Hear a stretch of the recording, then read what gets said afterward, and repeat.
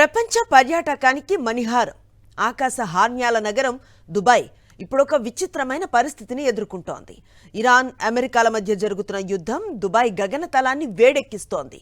నిన్న రాత్రి దుబాయ్ తీరానికి సమీపంలో జరిగిన డ్రోన్ దాడులు డిఫెన్స్ షీల్డ్ యాక్టివేషన్ కావడంతో పర్యాటకులు స్థానికులు ఒక్కసారిగా ఉలిక్కిపడ్డారు.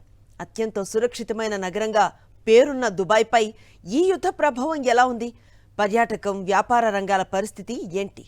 సాక్షి స్పెషల్ రిపోర్ట్. రంగురంగుల విద్యుత్ కాంతులతో మెరిసిపోయే బుర్జ్ ఖలీఫా పరిసరాలు ఇప్పుడు సైనిక నిఘా నీడలో ఉన్నాయి.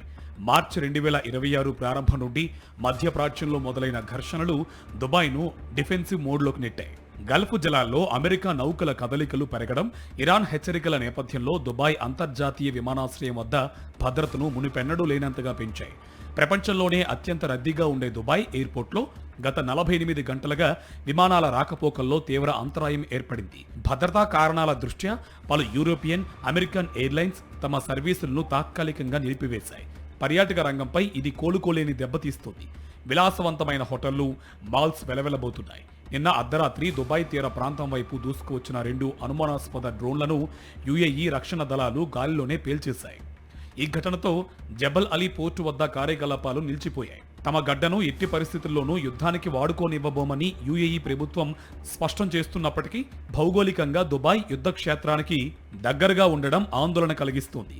ముఖ్యంగా దుబాయ్లో నివసిస్తున్న లక్షలాది మంది భారతీయులు ఇప్పుడు అయోమయంలో ఉన్నారు. ఒకవేళ యుద్ధం ముదిరితే స్వదేశానికి వెళ్లాలా లేక ఇక్కడే సురక్షితంగా ఉండాలా అన్న ప్రశ్న వారిని వేధిస్తోంది. అయితే యుఏఈ ప్రభుత్వం నేషనల్ ఎమర్జెన్సీ గైడ్లైన్స్ విడుదల చేస్తూ ప్రజలు భయం చెందాల్సిన అవసరం లేదని ధైర్యం చెబుతోంది. దుబాయ్ కేవలం ఒక నగరం మాత్రమే కాదు, అది ప్రపంచ ఆర్థిక వ్యవస్థకు ఒక ఇంజిన్ వంటిది. అక్కడ చిన్న కుదుపు వచ్చినా దాని ప్రభావం భారత్ సహా అనేక దేశాలపై పడుతుంది. యుద్ధ మేఘాలు తొలగిపోయి దుబాయ్ మళ్లీ తన పాత వైభవాన్ని, ప్రశాంతతను ఎప్పుడు సంతరించుకుంటుందో చూడాలి.